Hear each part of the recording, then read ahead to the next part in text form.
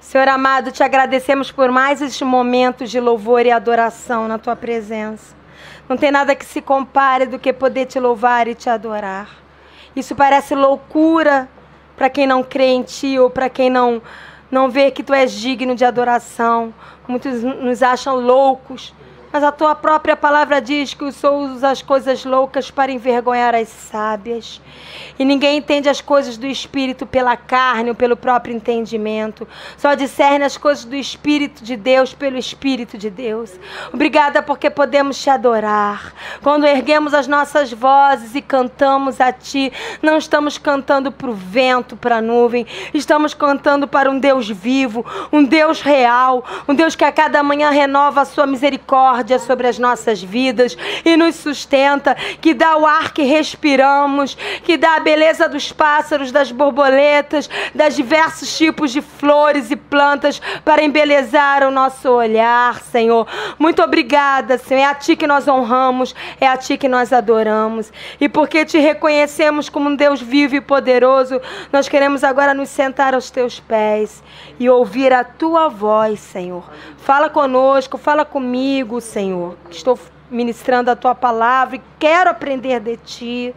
Fala com José Arthur, fala com o Lucas, fala com a Idalva, o Ferrari, a Beth, o Wagner. Senhor, fala com todos que vão ouvir através de uma gravação, de um CD, através do YouTube, Senhor, através do Twitter, através do WhatsApp, Senhor, através do blog, através do Facebook, Senhor.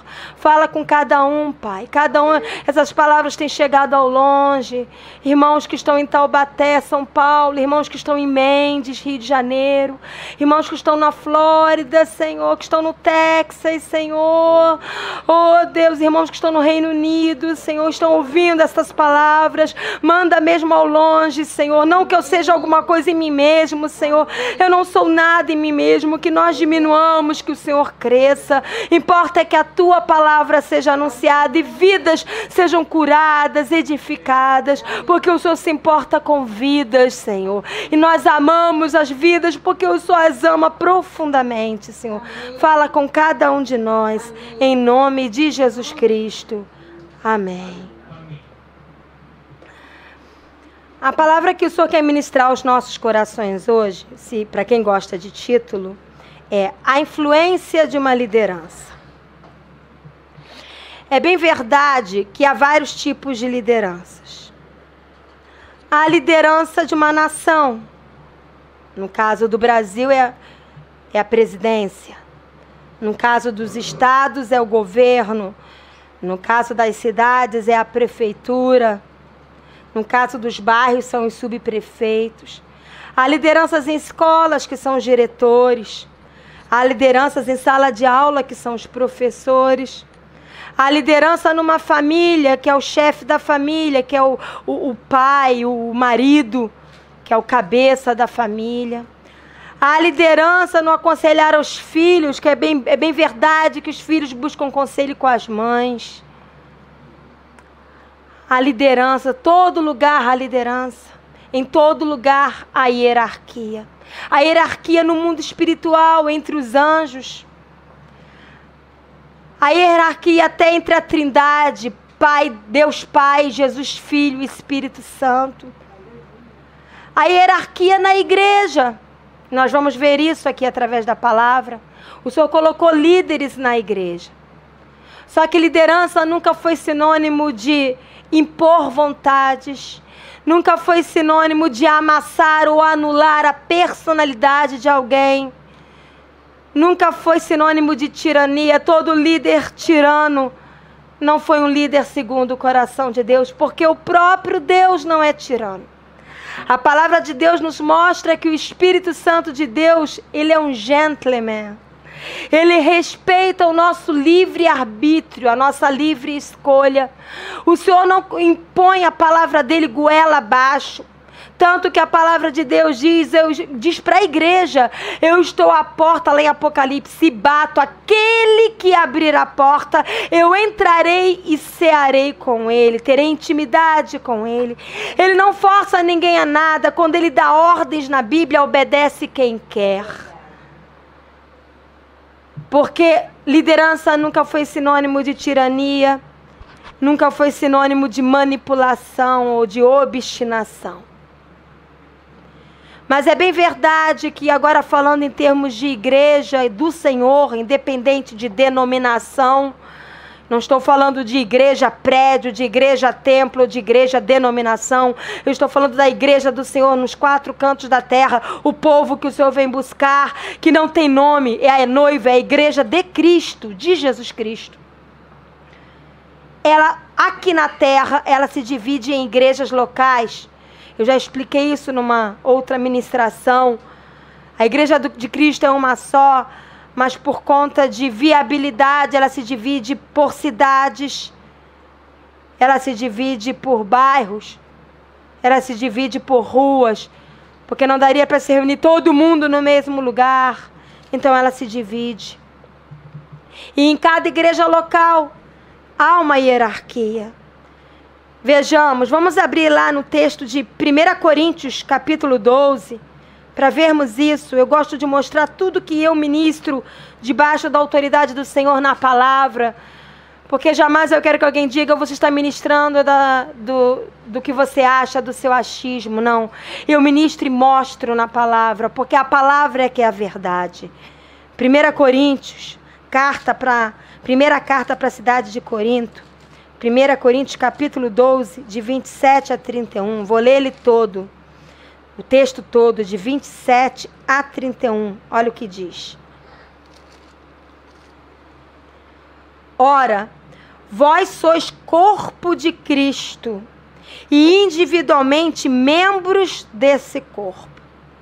A uns estabeleceu Deus na igreja, primeiramente apóstolos, em segundo lugar profetas, em terceiro lugar mestres, depois operadores de milagres, depois dons de curar, socorros, governos, variedade de línguas.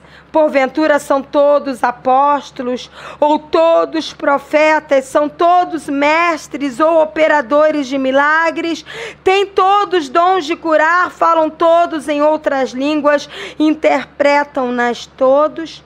Entretanto, procurai com zelo os melhores dons. Está falando aqui que a igreja de Cristo é um corpo só.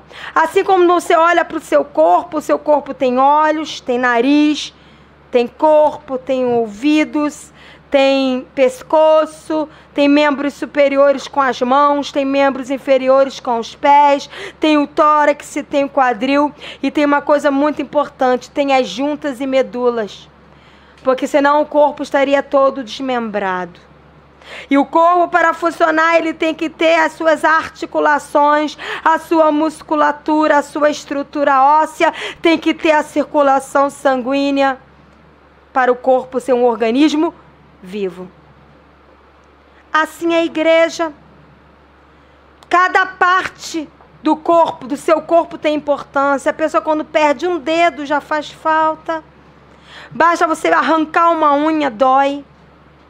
Basta entrar uma farpa no teu dedo, você já sente dor, para mostrar que cada parte do seu corpo é importante. Assim na igreja não existe, é pastor, é mais importante, não existe isso. Aquele irmãozinho que Deus separou para lavar o banheiro do local é tão mais importante quanto o pastor. Porque se não tiver quem lave o banheiro, como nós vamos usar o banheiro? Para Deus, cada parte do corpo é importante. E aqui está mostrando que tanto os apóstolos, que é aquele que lançam os fundamentos do Senhor para levantar a igreja, como os profetas que trazem a palavra do Senhor, como os mestres que ensinam a palavra, os operadores de milagres, aqueles que são usados por Senhor para operar milagres na casa do Senhor, aqueles que são usados para ministrar a cura do Senhor, aqueles que são usados para trazer socorro aos necessitados, e assim vai. Todos têm a mesma importância, todos diante de Deus têm a mesma importância. Não existe ninguém melhor do que ninguém na casa do Senhor. Vamos abrir em Efésios 4. Mas uma coisa que eu quero chamar a atenção nesse texto, que me chamou muita atenção e não posso deixar de frisar, é no versículo 28 de 1 Coríntios 12. A uns estabeleceu Deus. Quem estabelece a sua função no corpo de Cristo não é você, é Deus. Porque toda boa dádiva, todo dom perfeito vem de Deus. Então, tudo que você exerce na casa de Deus vem debaixo da unção de Deus. Vamos abrir em Efésios 4.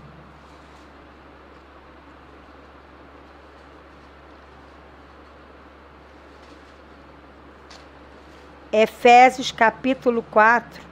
Vou ler o texto todo também. De 11 a 16. Efésios 4, de 11 a 16, diz assim. E Deus mesmo concedeu uns para apóstolos, outros para profetas, outros para evangelistas e outros para pastores e mestres, com vistas ao aperfeiçoamento dos santos, para o desempenho do seu serviço, para a edificação do corpo de Cristo, até que todos cheguemos à unidade da fé e do pleno conhecimento do Filho de Deus, à perfeita varonilidade, à medida da estatura da plenitude de Cristo, para que não mais sejamos como meninos, agitados de um lado para o outro e levados ao redor por todo o vento de doutrina, pela artimanha dos homens, pela astúcia com que induzem ao erro, mas seguindo a verdade em amor, cresçamos em tudo naquele que é a cabeça, Cristo, de quem todo o corpo, bem ajustado e consolidado, pelo auxílio de toda a junta, segundo a justa cooperação de cada parte, efetua o seu próprio crescimento, o aumento, para a edificação de si mesmo em amor. Está falando do corpo de Cristo, que nesse corpo o próprio Deus levantou apóstolos, levantou profetas, levantou evangelistas, levantou pastores e mestres. Para quê? Para que eles se acham bam, se acham os melhores? Não. Pelo contrário, para eles darem as próprias vidas dele. Para quê? Para que o corpo de Cristo seja aperfeiçoado, cresça, seja edificado, chegue à unidade da fé, fique cada vez mais parecido com Jesus Cristo, possa amadurecer até chegar à estatura do caráter de Jesus Cristo, que cada vida não seja mais como um menino, que cada hora fala uma coisa, cada hora crê numa coisa, mas tenha uma fé firmada na palavra de Deus, não seja levado pelo engano dos homens que muitas vezes pregam mentiras, mas alicerçado na palavra de Deus, venha seguir a verdade de Deus no amor, não na soberba, mas no amor, e cresçam em tudo, emocionalmente, espiritualmente, eles cresçam, sejam curados e cresçam, e possam estar alicerçados em Jesus Cristo, que é o cabeça do corpo. Então as lideranças na casa de Deus não são para mandar. Eu sou o pastor aqui, agora você tem que me obedecer. Para com isso. Você não é nada. Você é pastor porque Deus permitiu que você fosse, para que você gaste a sua vida em função do crescimento do outro. Sabia disso? Você foi chamado para servir. Você que é mestre foi chamado para ensinar a palavra em humildade. Você que é profeta em Deus, não é para dizer, eu sou o profeta, não. Você é aquele que tem que andar ajoelhado na presença de Deus, ouvindo a voz de Deus e trazendo aquilo que está no coração de Deus, porque aquele que muito é dado, muito será cobrado. Você que bate no peito e acha que é alguma coisa, presta atenção. Se Deus te ungiu para isso, Ele vai te cobrar.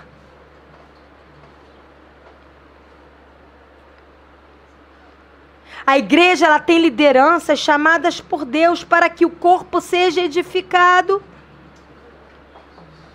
Mas você que é político e é do Senhor, Porque o que não tem Jesus Cristo como Senhor é muito difícil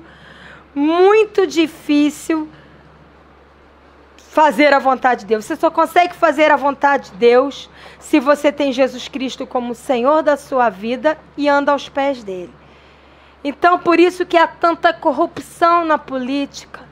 Porque a ganância, o poder e o amor ao dinheiro está acima de servir a Deus.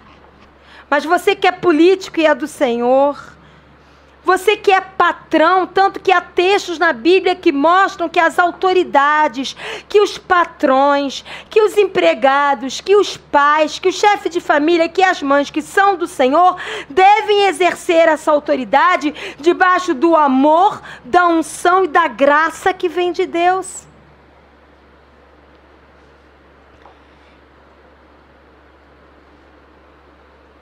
Nós, como filhos de Deus, independente de sermos pastores, mestres ou não, todos nós que temos Jesus Cristo como Senhor, somos chamados a reinar. Que isso, pastor? Você está doido? Agora eu vou botar uma coroa na minha cabeça e vou sentar num trono, eu sou rei? Não. Reinar não fala de sentar num trono com coroa e ficar lá, todos se ajoelhem diante de mim. Não. O único digno de que nós nos prostremos diante dele é o Rei Jesus. Esse sim está sentado num trono de glória, digno de toda adoração. Você é chamado para reinar segundo o reino de Jesus Cristo. Porque ele é um rei que perdoa, então você é chamado a perdoar. Ele é um rei que se esvaziou de si mesmo por amor ao outro, então você é chamado a se esvaziar. Ele é um rei que se humilhou e morreu na cruz e ressuscitou para que nós tenhamos vida. Então você é chamado a se humilhar. Isso é reinar. Reinar é abrir mão da sua própria vida em prol do outro. Reinar é fazer a vontade de Deus e não a sua. Isso é reinar.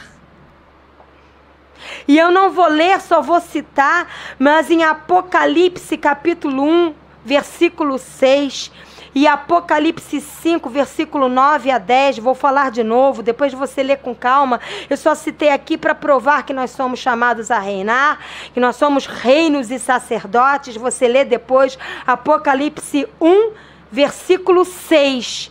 E Apocalipse 5, versículo 9 a 10, mostra que nós somos chamados a reinar.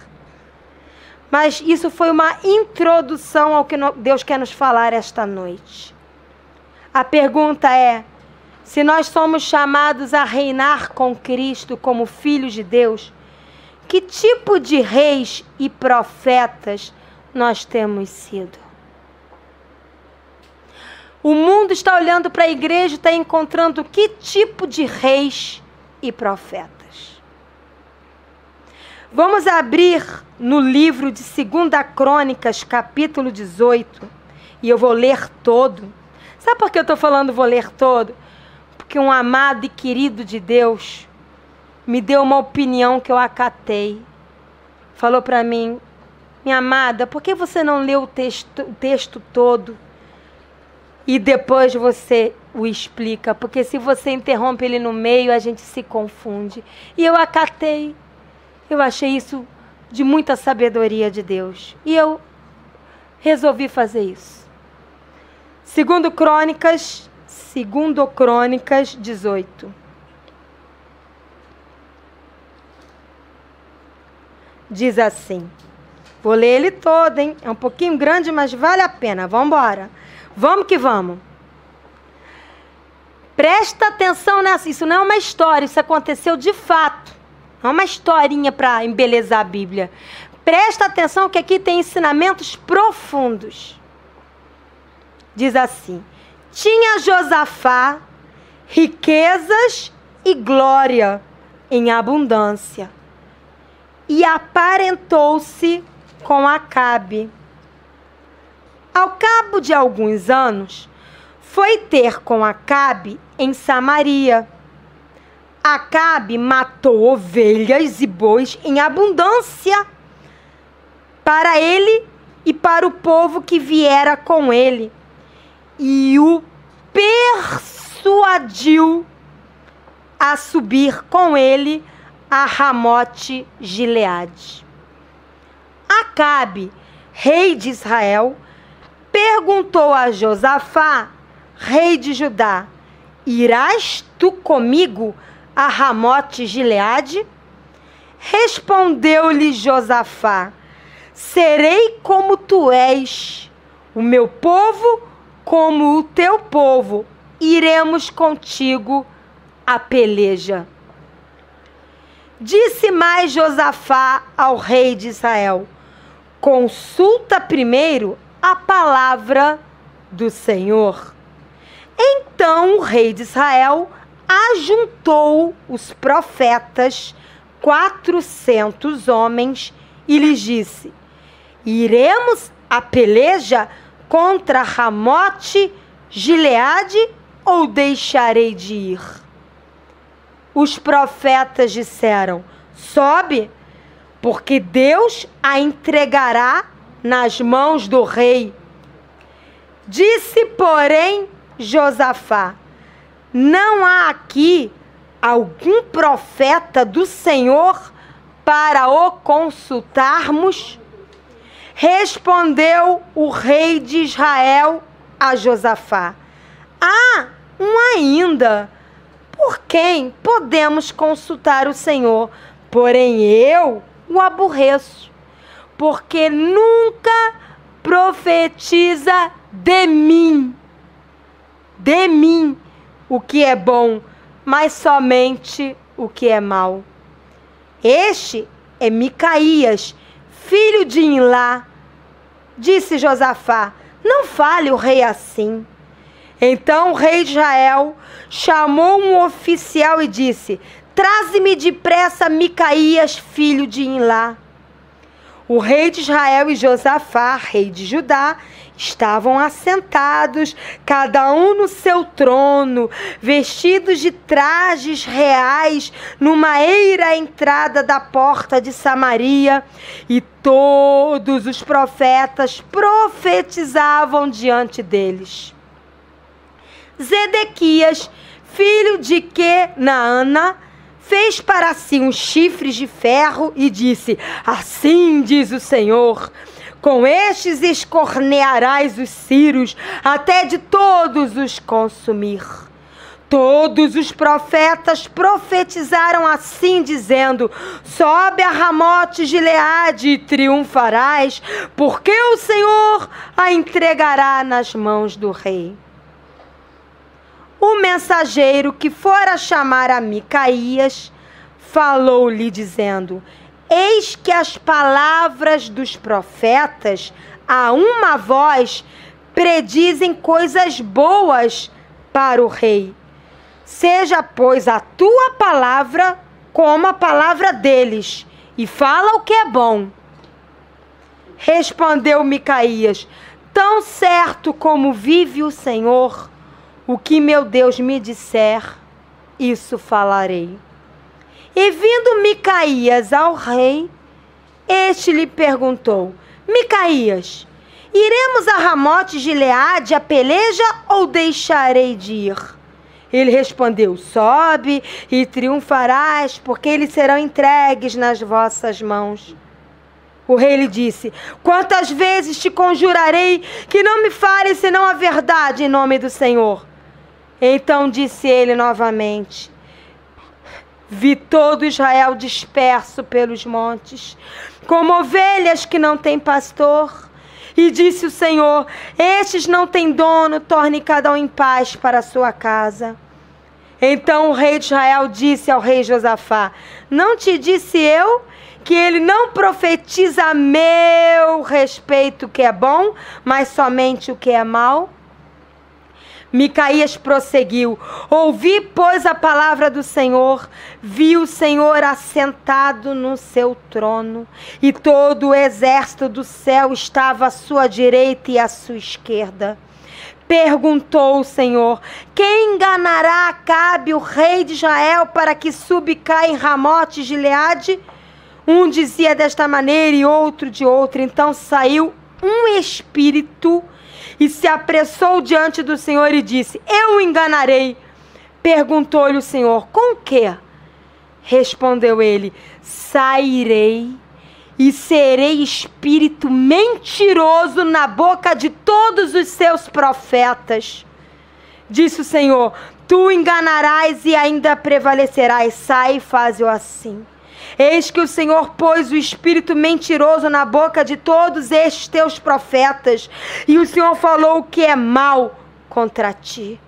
Então Zedequias, filho de Kenaana, deu uma bofetada em Micaías e disse: por onde saiu o espírito do Senhor para falar a ti? Disse Micaías: eis que o verás naquele mesmo dia, quando entrares de câmara em câmara para te esconderes. Então disse o rei de Israel: tomai a Micaías e devolvei-o a Amon, governador da cidade, e a Joás, filho do rei.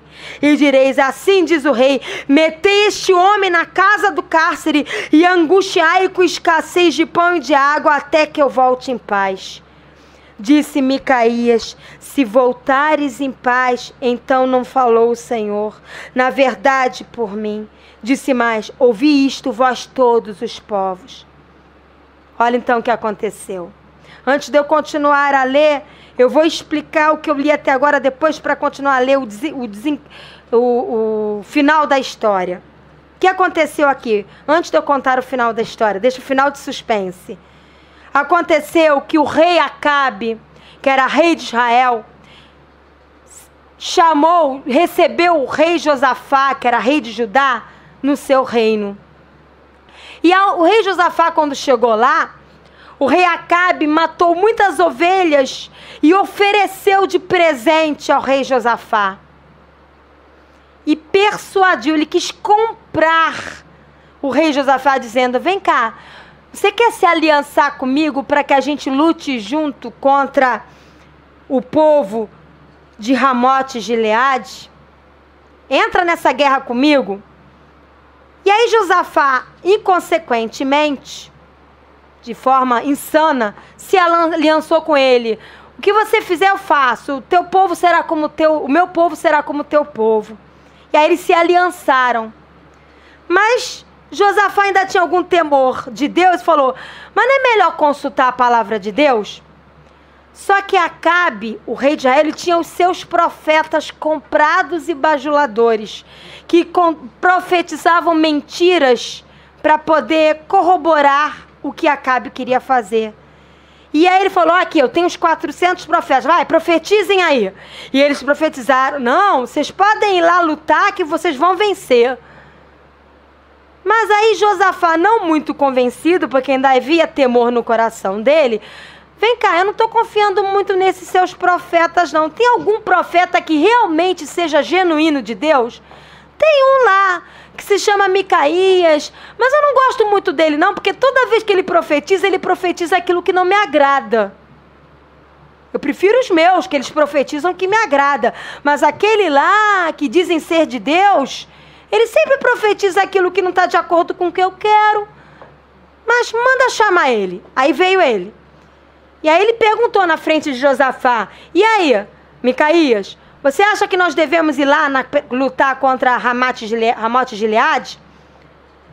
Aí, de primeira instância, Micaías ficou meio assim, com medo, e falou: não, vai, que vocês vão vencer. Mas aí o próprio Deus usou o rei Acabe para dizer: não mente não. Aí ele caiu em si: ó, o que eu vejo é que vocês vão perder. O povo de Israel vai ficar como ovelhas dispersas, vocês vão perder. Esses profetas que estão profetizando aí estão debaixo de mentira, estão dizendo que vocês vão ganhar, mas não vão não vai não, porque vocês vão perder. E aí Zedequias, que fazia parte de um desses profetas, deu uma bufetada em Micaías e disse: ah, você que é mentiroso. E aí o rei de Israel, enfurecido: leva esse homem louco daqui, mete ele na cadeia, deixa ele com fome, porque ele é mentiroso. Eu confio mais nos meus profetas. Vamos para a peleja, porque a gente vai ganhar. Aí vamos continuar lendo. Essa foi a história. Vamos continuar lendo. 28. Vocês vão entender tudinho. Vamos com calma. Subiram o rei de Israel e Josafá, rei de Judá, a Ramote Gileade. Será que eles ganharam ou perderam? Vamos lá. Disse o rei de Israel a Josafá: eu me disfarçarei e entrarei na peleja. Tu, porém, traja as tuas vestes. Disfarçou-se, pois, o rei de Israel e entraram na peleja. Ora, o rei da Síria dera ordem aos capitães dos seus carros, dizendo: não pelejareis nem contra pequeno, nem contra grande, mas somente contra o rei de Israel. Vendo os capitães dos carros a Josafá, disseram: este é o rei de Israel. Portanto, a ele se dirigiram para o atacar. Josafá, porém, gritou e o Senhor o socorreu. Deus os desviou dele. Vendo os capitães dos carros que Josafá não era o rei de Israel, deixaram de o perseguir. Então um homem entesou o arco e, atirando ao acaso, feriu o rei de Israel, Acabe, por entre as juntas da sua armadura. Então disse este ao seu cocheiro: vira e leva-me para fora do combate, porque estou gravemente ferido. A peleja tornou-se renhida naquele dia. Quanto ao rei de Israel, segurou-se a si mesmo de pé no carro, defronte dos sírios, até a tarde. Mas ao pôr do sol, morreu. Ué, mas os 400 profetas não disseram que ele ia ganhar e ele morreu? Só Micaías disse que ele não ia ganhar. O louco disse a verdade e os bajuladores estavam mentindo.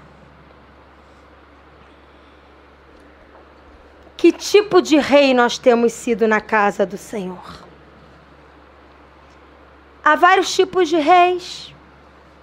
Alguns são reis obstinados em seus propósitos pessoais, mas propósitos que não estão de acordo com os propósitos de Deus.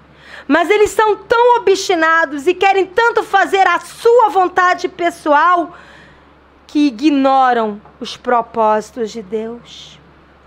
Dentre esses reis obstinados, e quando eu falo de reis, não estou falando só de pastores e líderes na casa de Deus. Eu estou falando de chefes de famílias, de patrões, de governantes. Eles são tão obstinados em realizar os seus interesses e propósitos pessoais, que eles usam de tudo, inclusive ofertas materiais, para persuadir outros, principalmente os influentes que têm riqueza e glória. Lembra que no início falou que Josafá tinha riquezas e glórias no versículo 1? E o que Acabe, o rei de Israel, fez no versículo 2? Recebeu o rei que tinha influência, que tinha riqueza e glória, e matou muitas ovelhas e ofereceu um banquete para ele. Estava tentando comprar Josafá. Autoridades obstinadas tentam comprar bajuladores, tentam comprar outras vidas com presentes, com riquezas materiais. São aqueles que buscam apoio para que seus propósitos insanos e obstinados se cumpram. E faz isso com insistência, porque a gente vê no versículo 3 de 2 Crônicas 18, que no versículo 2 ele ofereceu o banquete, e no versículo 3 ele perguntou novamente: você vai comigo para a peleja, Josafá? Como quem diz: eu te dei banquete, eu te tratei bem, você vai comigo, não vai? Agora você tem que ir comigo.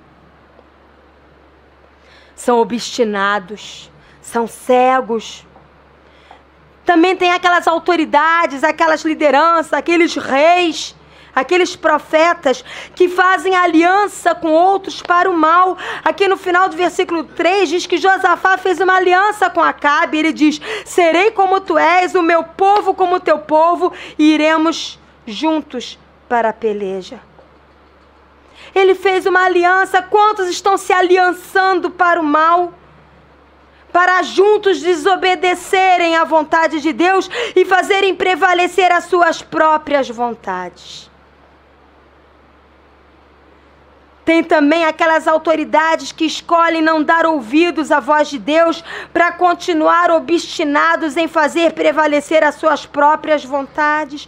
Eles tapam os ouvidos para o que Deus está falando e querem ouvir só aqueles que estão batendo palma e falando coisas que agradam a alma deles e corroboram para o que eles querem fazer. São autoridades que só querem ouvir o que é agradável à sua alma, aquilo que está em acordo com seus conceitos e os seus desejos pessoais. Não têm um coração ensinável e tratável. Não entendem que ser corrigido por Deus é uma dádiva, é uma expressão genuína de quanto Deus nos ama. Nós vemos no versículo 7... que Acabe fala para Josafá: esse profeta Micaías, dizem que ele é de Deus, mas ele só profetiza aquilo que aborrece a mim.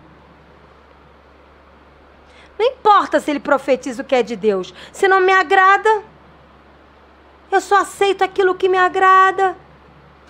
E no versículo 17 fala que quando Micaías fala então que eles iam perder, que as ovelhas do povo de Israel seria como ovelhas dispersas, sem pastor. E ele falou: não disse, Josafá, que esse cara aí, esse profeta aí só profetiza o que me aborrece? Porque autoridades obstinadas só querem estar cercados daqueles que falam aquilo que agrada a eles. Não aceita correção. Isso é um coração obstinado. Enquanto em Hebreus 12, deixa marcadinho em 2 Crônicas, quem puder deixar marcadinho, e abre em Hebreus 12. Olha que fala sobre correção. Hebreus 12, de 4 a 13, olha que diz. Hebreus 12, de 4 a 13, diz assim: ora, na vossa luta contra o pecado, ainda não tendes resistido até o sangue, e estáis esquecidos da exortação que como a filhos discorre convosco. Filho meu,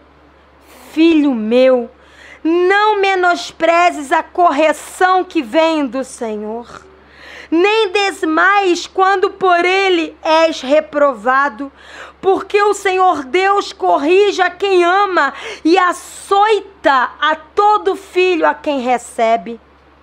É para a disciplina que perseverais. Deus vos trata como filhos. Pois que filho há que o pai não corrige? Mas se estáis sem correção, de que todos se têm tornado participantes, logo não sois bastardos e não filhos. Além disso, tínhamos os nossos pais, segundo a carne, que nos corrigiam e os respeitávamos. Não havemos de estar em muito maior submissão ao Pai espiritual e então viveremos? Pois eles, nossos pais, nos corrigiam por pouco tempo, segundo melhor lhes parecia.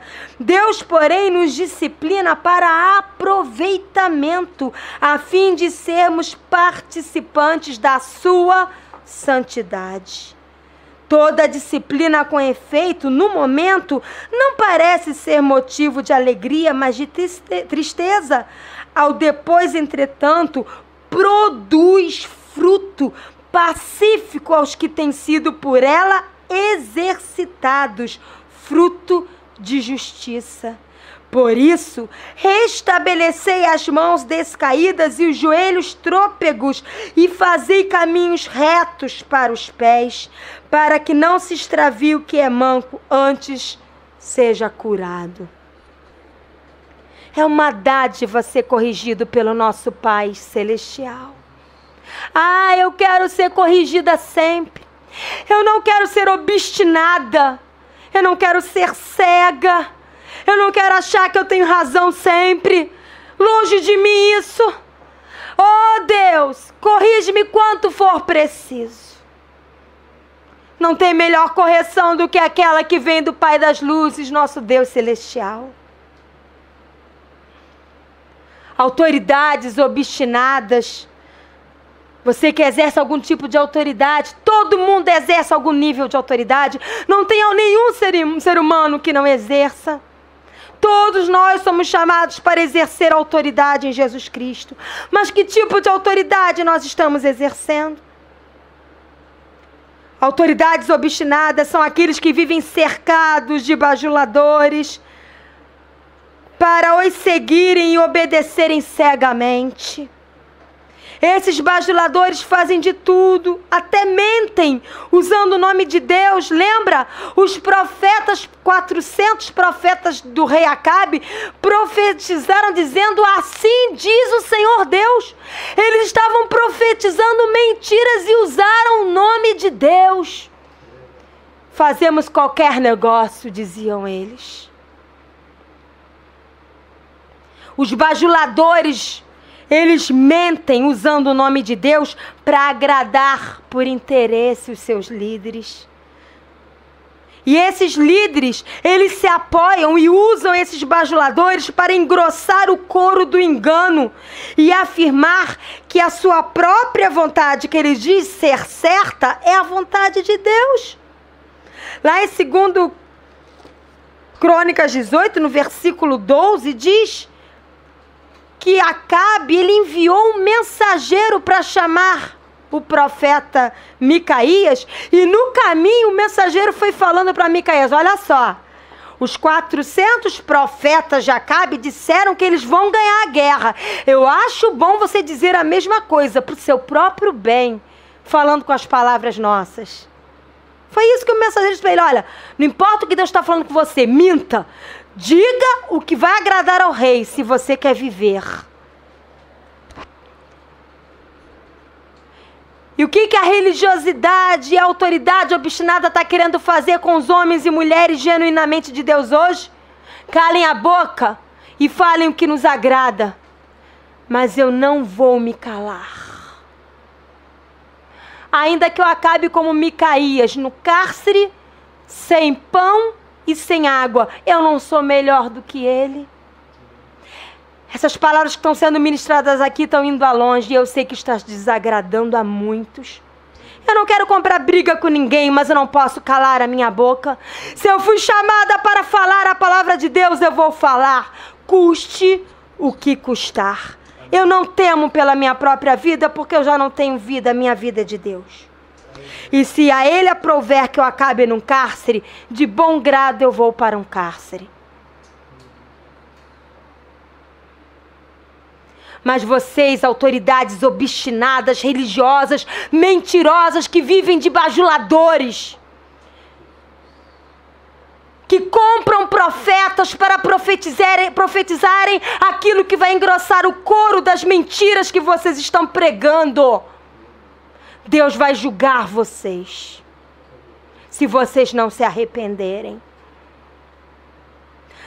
Líderes obstinados, cercados e apoiados de falsos profetas, que profetizam bajulações, como aqueles 400 profetas do rei Acabe, que profetizaram que eles iam ganhar a guerra e perderam, porque o único profeta de Deus disseram que eles iam perder e eles não deram ouvidos. E o que aconteceu com o rei Acabe, que não deu ouvidos a Micaías, foi morto. Se você não der ouvidos a Deus e der ouvidos às mentiras de homens, você vai morrer como morreu o rei Acabe. Entendeu bem? E eu não estou falando de uma morte só física, não. Aquele que não ouve a verdade de Deus morre espiritualmente. Morre por dentro, o que é pior.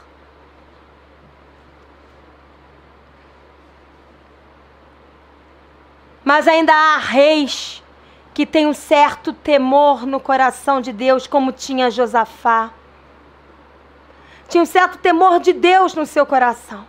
Josafá se aliançou com o rei Acabe, se misturou com o mal, mas não havia um certo temor no coração dele, porque quando ele ouviu aqueles 400 profetas profetizarem, ele ficou com o pé atrás. Epa, eu não estou achando isso aí muito de Deus, não. Tem alguma trama nessa aí, alguma coisa errada. Não tem algum profeta que seja de Deus, não? Aí Acabe falou: tem Micaías. Então manda vir Micaías. E Micaías veio e profetizou. E quando Acabe falou mal de Micaías, Josafá: não fala assim não. Havia temor no coração de Josafá. O mal de Josafá é que, apesar do temor, ele acabou se rendendo à vontade de Acabe. Ele não deixou que o temor que ainda havia no coração dele falasse mais alto do que a ganância do poder que havia no coração de Acabe. Ele se contaminou com a ganância, com a fome, com o anseio de poder que havia no coração de Acabe. E o que mais tem contaminado as autoridades, tanto na casa de Deus como fora da casa de Deus, é a fome de poder.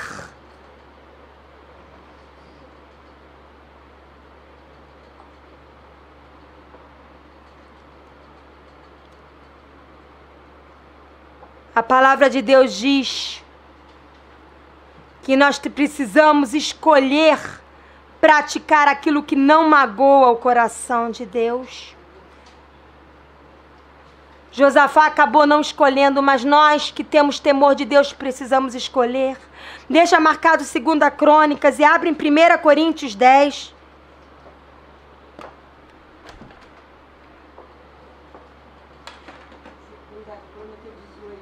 Agora 1 Coríntios capítulo 10.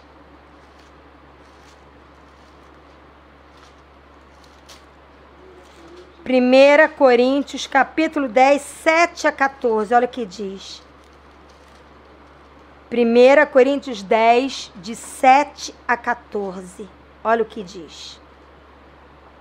Não sou eu que estou dizendo.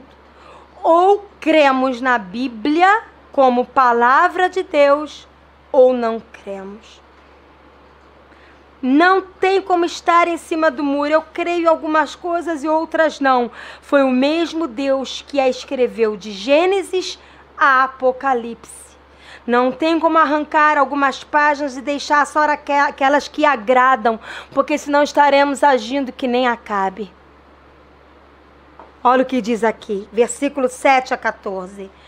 Não vos façais, pois, idólatras, como alguns deles, porquanto está escrito: o povo assentou-se para comer e beber, e levantou-se para divertir-se.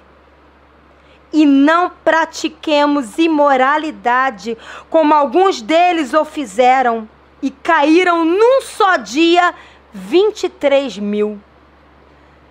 Não ponhamos o Senhor à prova, como alguns deles já fizeram e pereceram pelas mordeduras das serpentes. Nem murmureis, como alguns deles murmuraram e foram destruídos pelo exterminador. Estas coisas lhes sobrevieram como exemplos e foram escritas para advertência nossa, de nós outros, sobre quem os fins dos séculos têm chegado. Aquele, pois, que pensa que estar em pé, veja que não caia. Não vos sobreveio tentação que não fosse humana, mas Deus é fiel e não permitirá que sejais tentados além das vossas forças. Pelo contrário, juntamente com a tentação vos proverá livramento, de sorte que a possais suportar. Portanto, meus amados, fugi da idolatria.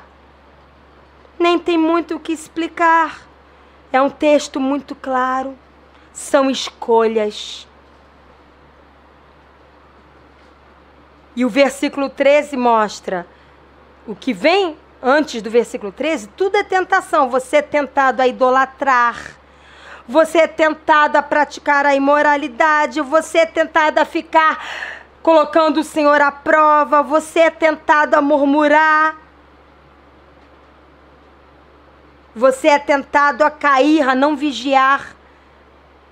Mas Deus não é mau a dizer: você é tentado, dá o seu jeito. Não.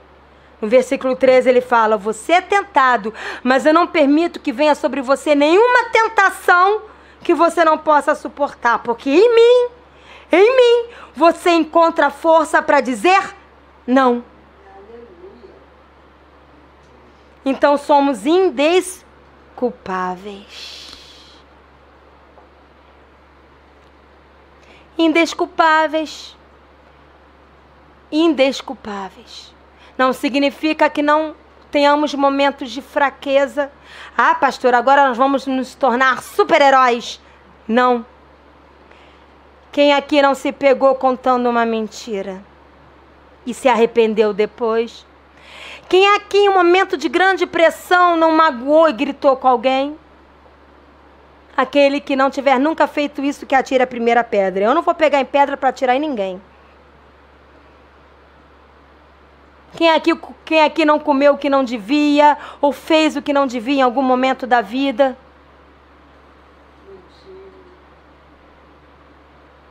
Tanto que quando você aponta um dedo para frente, 3 estão apontando para você. Já viu isso? Quem somos nós para julgar ou acusar? Cabe a nós dizer: Senhor, tem misericórdia de nós e ajuda-nos a vencer um leão a cada dia.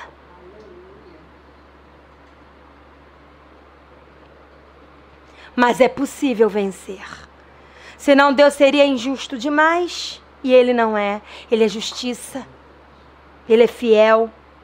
Quando nos colocamos dependentes da força e da sabedoria de Deus, nós aprendemos a não idolatrar nada nem ninguém, a não colocar nada nem ninguém no lugar de Deus. Nós aprendemos a praticar o bem e não o mal. Mas só se nós estivermos buscando a Deus diariamente. Você não vai ter força em Deus no oba-oba, vivendo a sua vidinha e só participando de um culto ou outro.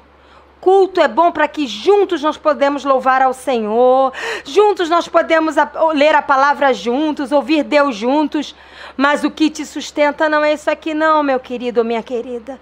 O que te sustenta é a sua vida diária com Deus, é o quanto você busca Deus, é o quanto você o obedece, é o quanto você conversa com Ele, é o quanto você ora, é o quanto você se dispõe a depender dEle, é o quanto você se humilha diante dEle no seu dia a dia.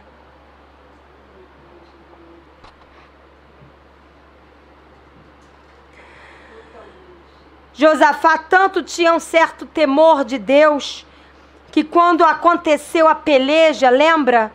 E aí Acabe era tão pilantra, que ele se disfarçou, você leu isso comigo, e mandou, ele se disfarçou para não verem que ele era rei, porque ele sabia que queriam matar o rei, e mandou Josafá vestido de rei.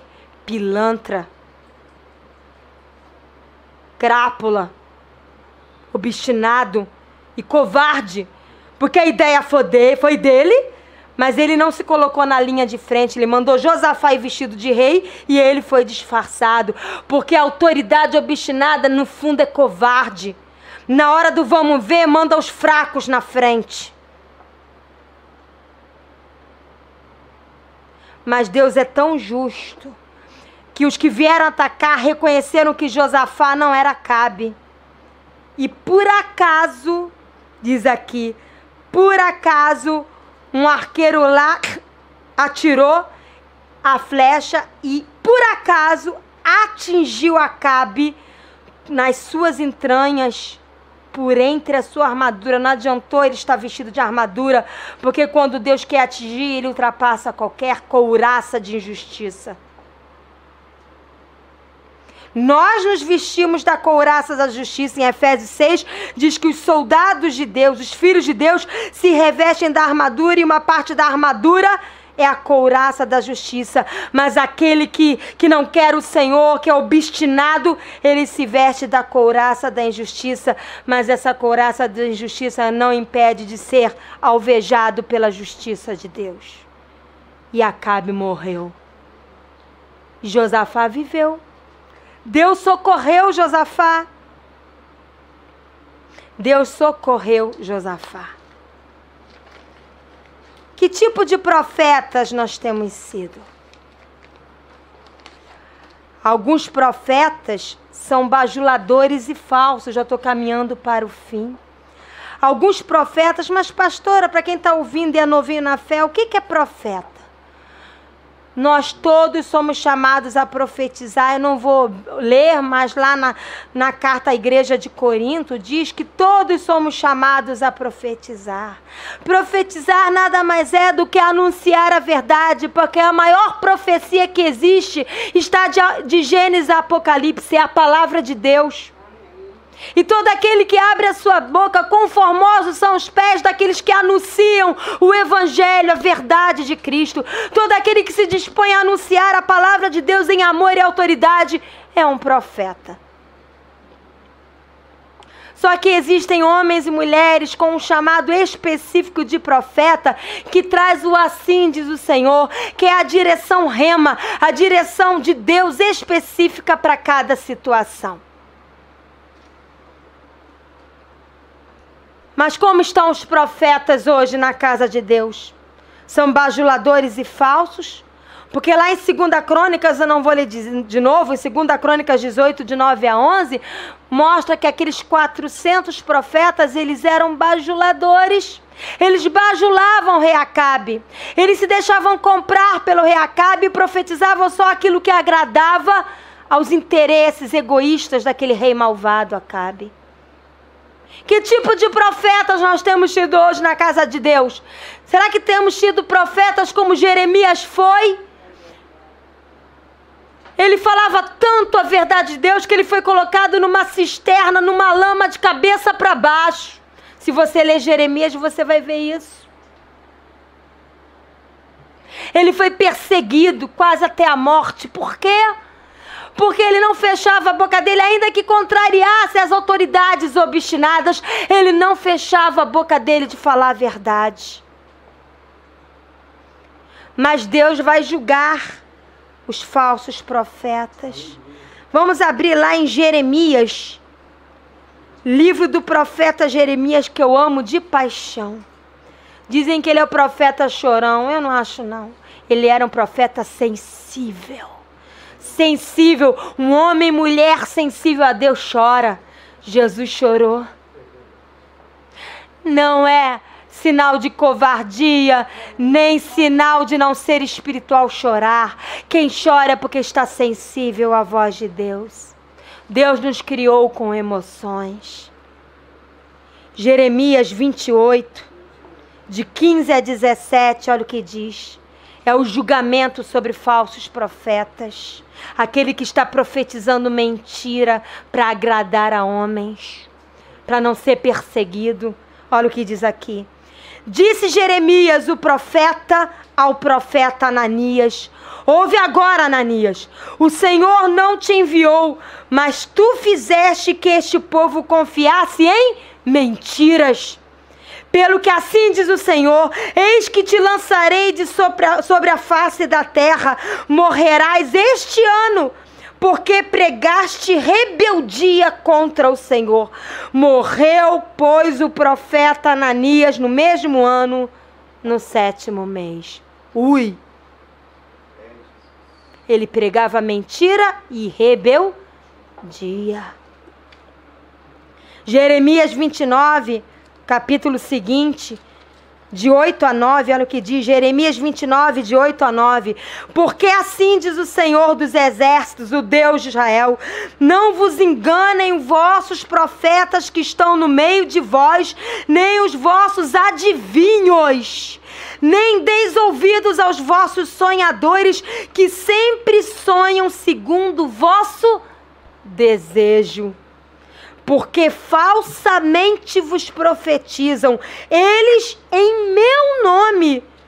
Eu não os enviei, diz o Senhor.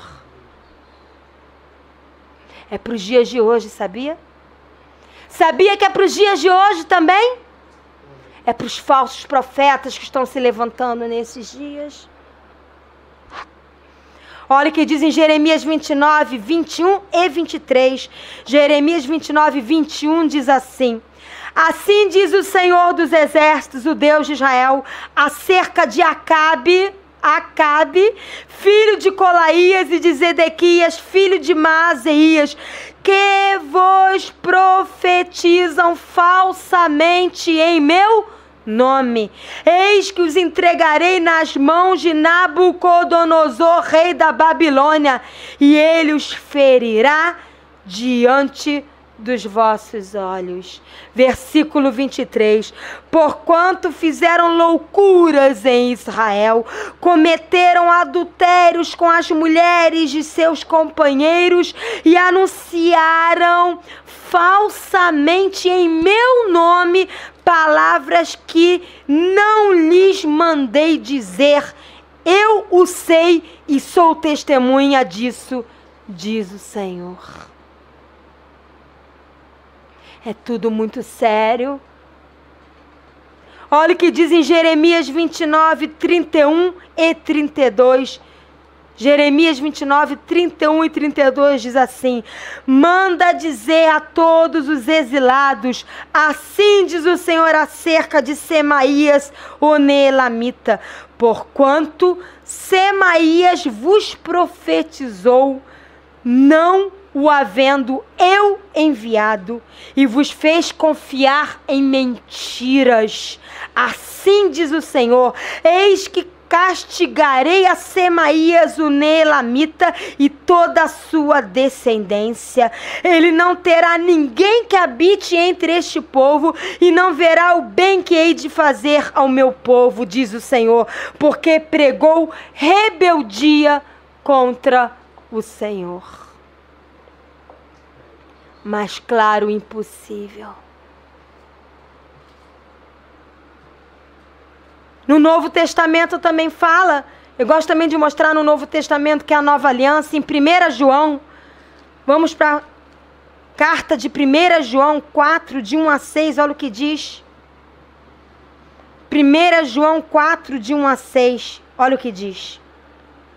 Amados, não deis crédito a qualquer espírito, antes provai os espíritos, se procedem de Deus, porque muitos falsos profetas têm saído pelo mundo fora. Nisto reconhecereis o Espírito de Deus. Todo espírito que é de Deus confessa que Jesus Cristo veio em carne e é de Deus.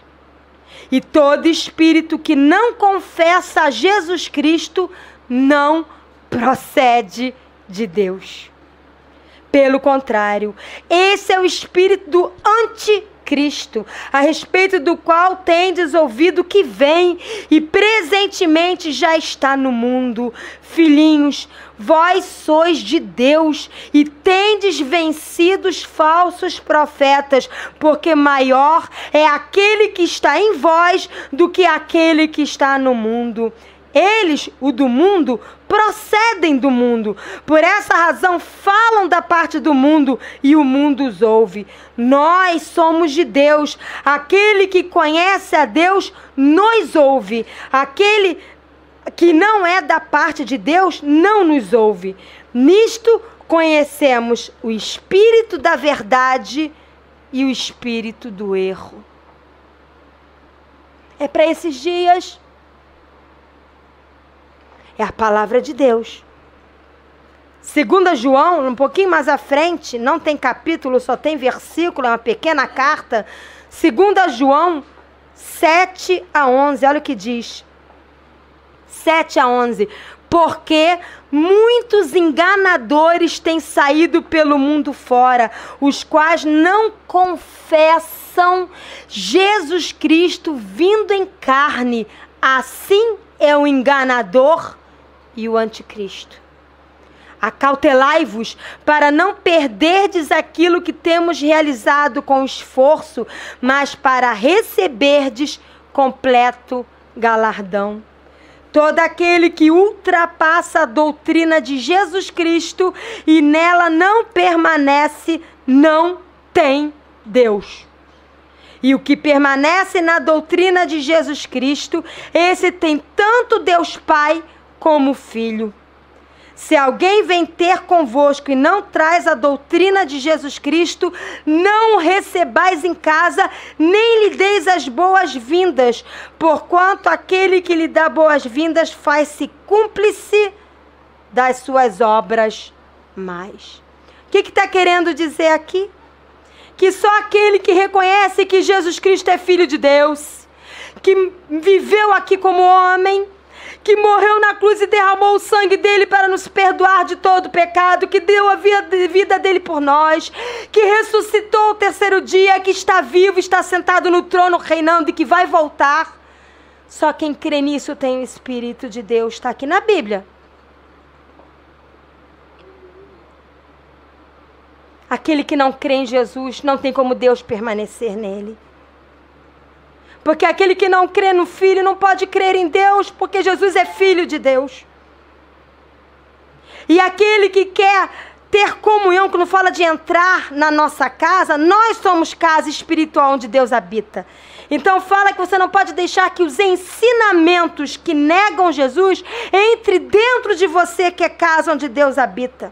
Não dê boas-vindas a esses ensinamentos. Porque se você se associar a esses ensinamentos, você se torna cúmplice deles.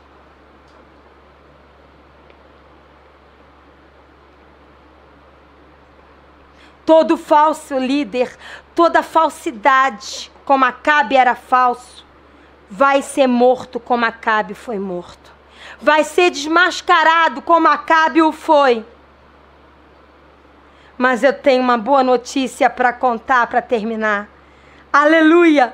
Deus está restaurando seus líderes, seus pastores, seus mestres, seus profetas nesses dias. Sabe como? Eles são humanos, não são super-heróis, sentem medo muitas vezes como todo mundo, sente dor física, às vezes fica doente, chora, ri, falha como qualquer ser humano, mas eles são humildes, dependentes de Deus, amam a Deus de todo o coração e não recuam, mas com intrepidez escolhem falar o que Deus está mandando, mesmo que sejam perseguidos. Foi o que aconteceu com Micaías, lembra? De início ele falou igual os outros profetas, não, vai que vocês vão ganhar a guerra, mas depois ele caiu em si e falou, não, vocês não vão ganhar não. E aí esbofetearam ele, lançaram ele no cárcere a pão e água. E ele falou, não tem problema não, eu vou continuar falando a verdade. Se vocês ganharem a guerra, então eu sou mentiroso. Mas se vocês perderem, Deus está falando. E ouçam todos isso. Micaías não teve medo do cárcere. O verdadeiro líder não tem medo de perseguição. Não tem medo de ser esbofeteado. Não tem medo do homem. Tem temor de Deus. Nesses dias, Deus está levantando uma geração de líderes na sua casa e de um povo segundo o seu coração, que vai honrar a Deus escolhendo viver e expressar o evangelho do amor de Cristo de forma prática, onde o seu próprio viver vai ser um exemplo e testemunho. Não vai ser só o seu muito falar, é importante pregar, mas mais importante que pregar é ser um testemunho na sua vida. Porque ninguém é salvo de palavras bonitas. É o seu proceder, são as suas escolhas moldadas no caráter de Cristo que vão fazer a diferença. E os líderes que agirem assim, então podem ser imitados por aqueles que estão sendo liderados. Passar um pouquinho só de 9:30, só para ler os últimos textos bíblicos. 1 Tessalonicenses. 1 Tessalonicenses 1, de 5 a 6, olha o que diz. 1 Tessalonicenses 1, de 5 a 6. Porque o nosso evangelho não chegou até vós tão somente em palavras, mas sobretudo em poder, no Espírito Santo e em plena convicção, assim como sabeis ter sido o nosso procedimento entre vós e por amor de vós. Eu li esse texto na pregação passada. O apóstolo Paulo e os que estavam com ele não pregaram só com a palavra, mas o próprio proceder deles deu testemunho. Com efeito, vos tornastes imitadores nossos e do Senhor. Por quê? Porque o proceder deles era santo. Eu não vou ler o restante, eu quero focar nisso. Porque o apóstolo Paulo e os que estavam com ele não só pregavam, mas tinham um procedimento segundo o coração de Deus. Os que estavam ouvindo não só imitavam o Senhor, mas imitavam a eles também, porque viam o Senhor Jesus na vida deles. Via neles a humildade de Jesus, o amor de Jesus. Não tinha soberba, não tinha vanglória. Apenas queria viver amando ao Senhor, e agradando ao Senhor e abençoando vidas. Em 1 Coríntios 4, 1 Coríntios 4, de 14 a 17, olha o que diz. 1 Coríntios 4, de 14 a 17, diz assim: não vos escrevo estas coisas para vos envergonhar, pelo contrário, para vos admoestar como a filhos meus amados. Porque ainda que tivesses milhares de preceptores em Cristo, não teríeis, contudo, muitos pais. Pois eu, pelo Evangelho, vos gerei em Cristo Jesus. Admoesto-vos, portanto, a que sejais meus imitadores. Por esta causa vos mandei Timóteo, que é meu filho amado e fiel no Senhor, o qual vos lembrará os meus caminhos em Jesus Cristo, como por toda parte ensino em cada igreja. Alguns se ensoberbeceram, como se eu não tivesse de ir ter convosco, mas em breve irei visitar-vos, se o Senhor quiser. Então conhecerei não a palavra, mas o poder dos ensoberbecidos. Aquele que o apóstolo Paulo está dizendo: eu gerei vocês na palavra de Jesus Cristo, eu gerei vocês para Jesus, não para mim. Eu preguei a palavra e a palavra de Deus levou vocês a serem de Jesus Cristo. A semente que eu plantei, que é a palavra de Deus, fez com que vocês se tornassem filhos de Deus. Mas sejais meus imitadores, vejam quais são os meus caminhos no Senhor. Eu que já tenho mais tempo no Senhor, olha para mim, vê como é que eu estou no Senhor. O apóstolo Paulo podia dizer isso, sabe por quê? Porque ele vivia aos pés de Jesus. Um líder só pode dizer isso se ele vive aos pés de Jesus.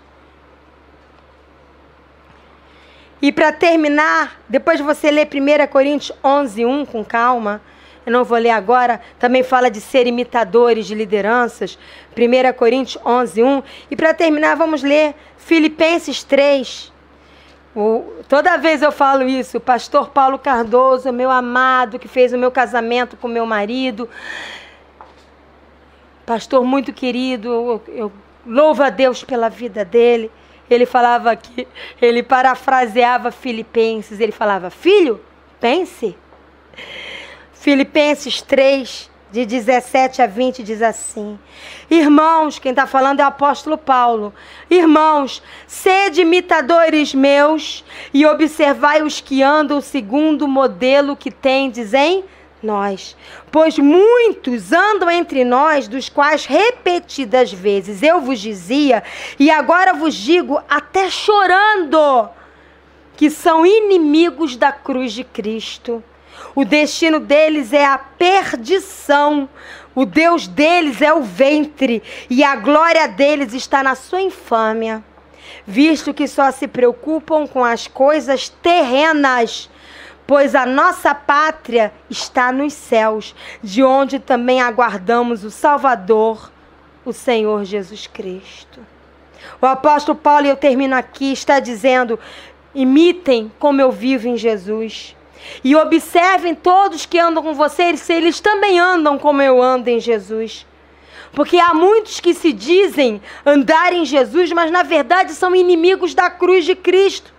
E eu falo isso chorando. Eles são ovelhas, são lobos vestidos com pele de ovelha, mas são enganadores. Eles só têm casca, só têm aparência, mas o coração deles é mau, porque o coração deles está preso às coisas aqui da terra, a ganância aqui da terra, porque diz que o Deus deles é o ventre, não é porque eles só vivem para comer, não significa isso, é que eles só vivem para satisfazer os desejos humanos, para as coisas aqui da terra. Não pensam que nós estamos aqui de passagem, temos que comer, temos que beber, temos que trabalhar, temos que pagar as contas. Não estou negando isso, mas a nossa vida não gira só em torno disso, é muito mais que isso. A nossa vida aqui é um ponto, é uma passagem, tem toda uma eternidade. Jesus vai voltar, a nossa pátria não é aqui, são os céus eternamente com o Senhor. Então o que você vai fazer da sua vida aqui?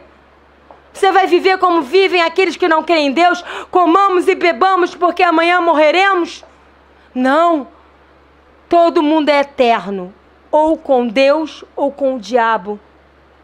Pastora, só existem 2 caminhos. Eternamente com Deus ou eternamente nas trevas com o diabo. Faça escolhas nessa vida que valham a pena.